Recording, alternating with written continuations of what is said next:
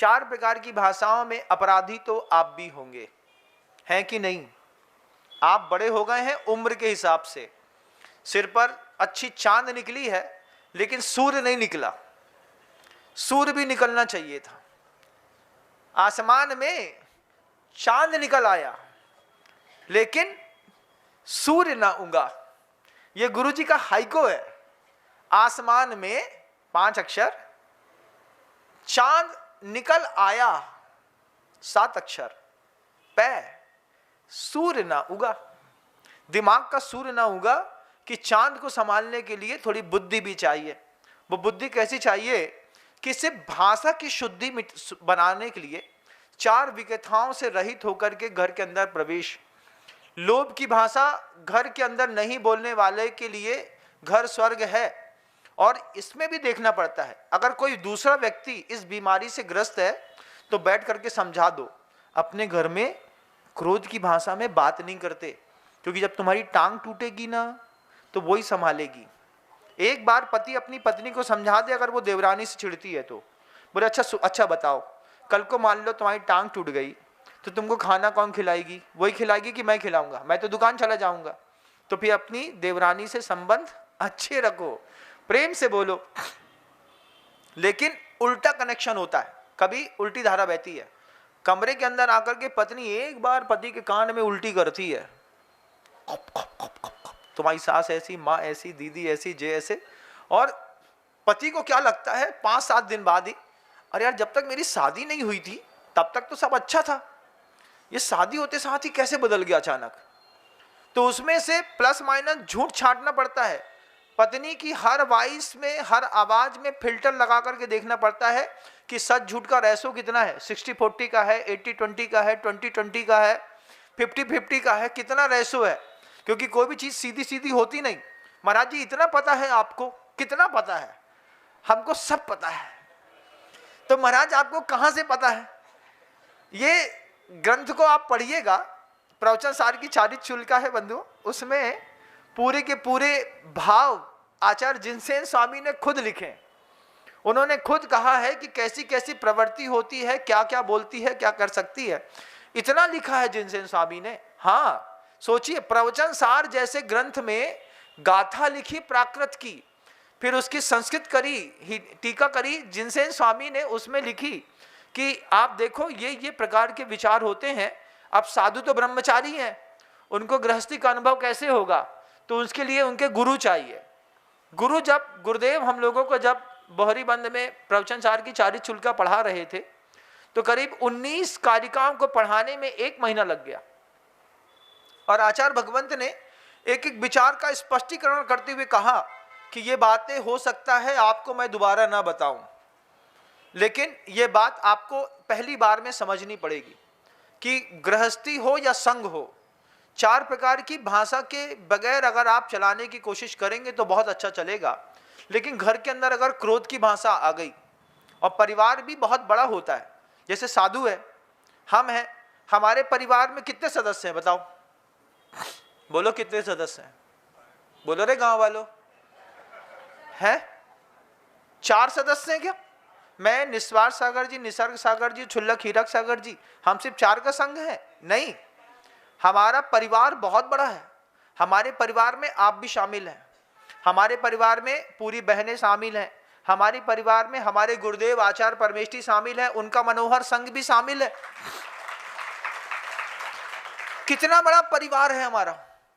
ये जो बहनें यहाँ पर बैठी रहती हैं, इनको देखता हूँ तो यही सोचता हूँ कि जो बड़ी उम्र की बहनें हैं, बड़ी उम्र के सोचते हैं तो बोलते हैं देखो किस्मत है बेटा बिनम सागर, तुम्हारी कोई बड़ी बहन घर में नहीं थी, इतने तो इन्हें बड़ी बहन मान के पूज लो। तो वो भी सोचता हूँ कि संवाद की इतनी मिठास होनी चाहिए, क्रोध रहित, मान रहित, माया रहित, लोभ रहित संवाद होता है तो परिवार चलता है बंधुओं, नहीं तो परिवार नहीं चलते, फूट जाते हैं। चाहे संघ हो तो वो संघ फूट जाता है, और गृहस्थी हो तो गृहस्थी फूट जाती है। आप अपने घर के अंदर क्रोध की भाषा बोलते होंगे, हो सकता है मेरा ये उद्बोधन आपको थोड़ा सा अपडेट करेगा, और अगर आप अपडेट करेंगे तो विश्वास मानिए पहले दिन से इसका प्रभाव दिखाई देगा। आपके घर के अंदर आपकी एक छवि बनी हुई है, आप पहली बार में अपनी छवि तोड़ दीजिए। पहली बार में अपने परिवार में वो व्यक्ति जिसको आप लगातार प्रेशराइज कर रहे हैं, दबा रहे हैं, एक बार उसके साथ बैठ करके खाना खा लीजिए, बस हो गया। एक थाली में आपका पिता पुत्र की नहीं बनती ना, पिता की जवाबदारी बनती है कि इसकी मेंटल हेल्थ को इंप्रूव करना मेरा काम है। भोजन करते करते धीरे से बुला लो, आओ हमारे साथ रोटी खा लो। बच्चा ऐसा पलट के देखे, कहा बोल रहे जे पापा बोल रहे खाना खा लो हमारे साथ। फिर दोबारा जब बोलोगे, मम्मी के अंदर जाजी चौका में घुसेगा लड़का तुम्हारा, सीधे मम्मी से बोलेगा कहे कछु होगा ऐजा माँ जी थारे पतिदेव का सटके लाए, वे बोल रहे थाली में बैठ के खाना खा लो। इतनी याद वो कान में कहेगा अपनी माँ से, क्योंकि लड़के जो होते हैं वो बाप से अटैच तो कभी जिंदगी में रहे नहीं, वे अपनी मताई पे मरे और मताई के लाने ही मरे। माँ जो कहेगी सब करता है बच्चा। लड़का तो अपना हमेशा माँ का कहना मानता है और बेटी अपने बाप पे मरती है। लड़की कभी नहीं बोलेगी कि हमें अपनी मम्मी से कुछ चाहिए, वे चुपचाप जाएगी, पापा की एक उंगली पकड़ के ऐसे खींचेगी, 1000। पापा ऐसा निकालेगा, पर्स दे देगा, जितने चाहिए निकाल लो। मम्मी डांटती है ना, वे एक जेंडर वाले एक दूसरे को अच्छे से पहचानते हैं। जैसे लड़के को बाप पहचानता है, ऐसी लड़की को माँ पहचानती है।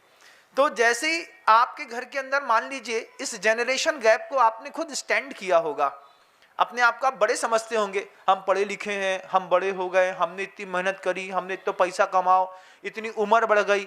उम्र बढ़ने से बड़ो नहीं हुए भैया, बड़ी उम्र वाले भी होते रिक्शा चला रहे, बाहर रोड में जाके देखो। उम्र बड़ी होने से आप बड़े नहीं हो गए, विज्ञान की सही जानकारी होने से आप बड़े हो गए। आचार्य कहते हैं यो यत्र अनभिज्ञ स बालः, जो जिस चीज को जानते ही नहीं है वो उस मामले में बच्चा है। आपने कभी सोचा था कि समितियों का और गुप्तियों का पालन घर के अंदर करके घर को स्वर्ग बना सकते हैं? आपको क्या लगता है ये आज अष्ट प्रवचन माध्यिकाएं किसकी हैं? कौन पालन करेगा? मुनि महाराज पालन करेंगे। जबकि ग्रंथ लिखे हैं मुनि महाराज के लिए लिखे कि जीव के उद्धार के लिए लिखे? ग्रंथ किसके लिए लिखे? जीव के उद्धार के लिए लिखे। और आपने ग्रंथों की पूरी जवाबदारी साधु संघ के सिर में रख दी। ये एक पुस्तक उठा के मैं अपने सिर में धर लूं, बोले किसकी है? बोले जब महाराज की है उनको भेंट कर दो, खोलियो नहीं, तुम पढ़ो तो बिगड़ जाए हो, इनको महाराज को पढ़ने दो।